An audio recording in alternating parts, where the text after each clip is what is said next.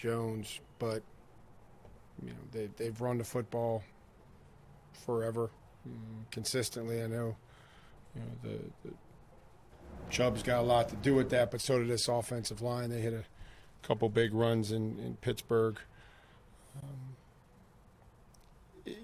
Cooper is able to create and joke. They use all the tight ends, and then, the Moore has got a cool little package, and looks like Deshaun likes him a little bit, and they're doing some things with him in the backfield and handing it to him and trying to throw it to him. What do you think of Ford, and do you think maybe they're built for the next guy to step in, kind of the way you were when Derek went down? I think so. I mean, they gave him the ball in Cincinnati. He didn't have as effective of a game, but certainly a guy that you saw was tackled in the backfield and was able to make 9 yards out of being, hit in the backfield at 4 yards. Was able to stop, cut, change direction, and circle up the defense for a big momentum-changing play the other night. So would anticipate, see what they do with Hunt coming in. Key for wide receivers missing those deep passes. Like Burks and Moore were able to stack those guys. What's the key for wide receivers being able to do that? Well, just still trying to be able to maintain your speed down the field and through contact, and getting off the line of scrimmage. I think a lot of that is timing and being able to get off the line of scrimmage and still run. I think Traylon's was a little different than Chris's. There was a lot of contact there, so being able to track the ball and still maintain your speed. Defensively, they're not giving much up through the air or on the ground. Not a whole lot of anything yeah, there, Kayla. How challenging is that? How do you kind of game plan for that situation? Trying to gain yards against a good defense, a bunch of good players, on the road. Just making sure that, again, we're staying efficient, and they've had 25 snaps of 2nd and 8 or 9 plus, which leads to 3rd and 10 and 3rd and long, and guys are talented and playing fast. So just trying to stay ahead of the chains, and like we did the other day. And again, it wasn't perfect, but it was closer to what we want to look like. I know that the grading that these analytics sites can put out are not necessarily gospel, but both weeks Chris Hubbard seemed to grade out fairly well. How has he done in your eyes at that right tackle spot? I think Chris has been efficient and has played some winning football, and he's done some good things for us, and kind of like how he's come in here and worked and prepared, and love his attitude, and so again, it's off to a good start. Garrett maybe different than what Chris has dealt with so far. I don't think there's too many guys walking the earth like Miles Garrett, so we'll be in for a huge challenge. Playing against Deshaun, I know you guys are really familiar with him. Does he look relatively the same as he did when he was in division, or has his style changed at all over the last couple of years? No, I don't think his style has changed. Extends plays. He's got strength and great play strength in the pocket to wait out receivers to get them through to the second window. Extends plays. He's got length and stiff arm, and will scramble and can run to get what he needs to get to. Can throw the ball to all parts of the field. The Browns' run defense, I believe they're tied with you guys for 3rd in the league. What is it about them that makes them so stout against the run?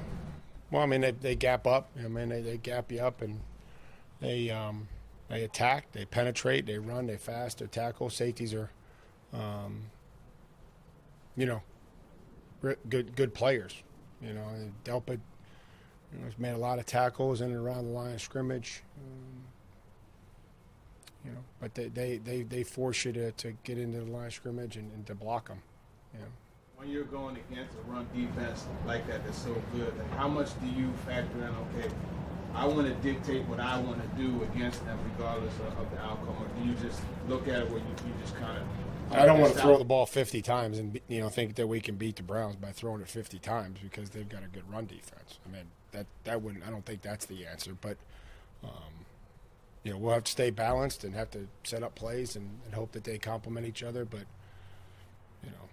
just because they're good against the run, I don't think we should pass it 50 times. With Peter out, guard is a good spot for Dylan to kind of help you out. Is there a plan yet as to what his role could be after Peter's back with inside, outside?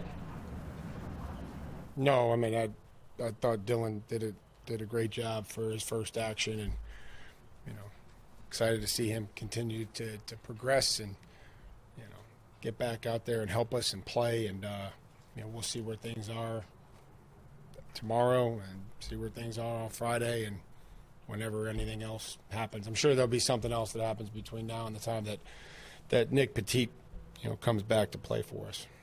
Just a hunch. How is Peter doing? Yeah, he's doing okay. Is there any hope that he can play Sunday, given what he went through? I don't think that I wouldn't anticipate Peter being out there this week. I think he'll maybe due to earn the standard elevation call-ups the past couple of weeks and now earns a place on the 53. He's very coachable. He kind of knows who he is. He plays within himself, plays within the scheme.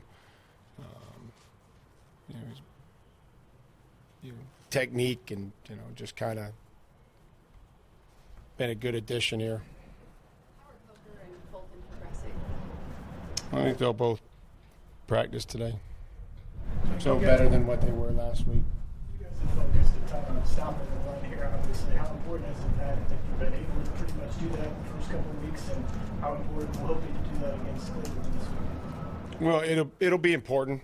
It'll always be important, but it's not. We have to do a better job of the X plays on first and second down, and the communication there. Not to say that stopping the run's not important, but we have to make sure that we're affecting the quarterback and making sure that guys are covered. Like they were at times, and then unfortunately just some X plays or some loose coverages. Just, I guess, for clarification, does that mean Amani is clear protocol? And not officially. There's a process to it that includes a practice or two before officially clearing, but he's cleared to practice. Like when Jim Schwartz came here a couple years ago, kind of a unique role you brought him in. Did that play out how you envisioned, over the course of the 2 years, and how much of an impact did he have on the team? Well, one, I think it did play out. I thought it was something that, we had great conversations. I thought that it had to be right for him. It had to be right for us. Make sure that it was, in the role that he was looking for at that point in time in his career. The impact, I think the impact was, by everybody. It was, coaching staff, players. Always appreciate, what Jim provided to the coaches, to our staff, help on game day. Anything that we asked him to do, or Shane asked him to do, he did. Then he kind of started on, wanted to transition or have an opportunity to coordinate again, and so he was honest and upfront with me, and him and I, we communicated, and then he had a few opportunities, and he felt like this one was the right one for him, and the timing worked out. So I was happy for him that he was able to come here, stay involved, help us, and then also now go and coordinate. His familiarity with a lot of the defensive personnel, is that something that can be used against you guys, or is it sometimes it's easy to overthink when you think you know somebody too well? You'd have to ask Jim on whenever they have availability. I don't know. They're holding, I think the number's 48.3% completions against them. What are they doing so well in pass defense? They got a nose guard that sprints off the ball. They got a 3 technique that sprints off the ball. They got 2 edge rushers that come flying in there. Mix a couple different coverages. They got a bunch of good players over there. So it'll be a huge challenge.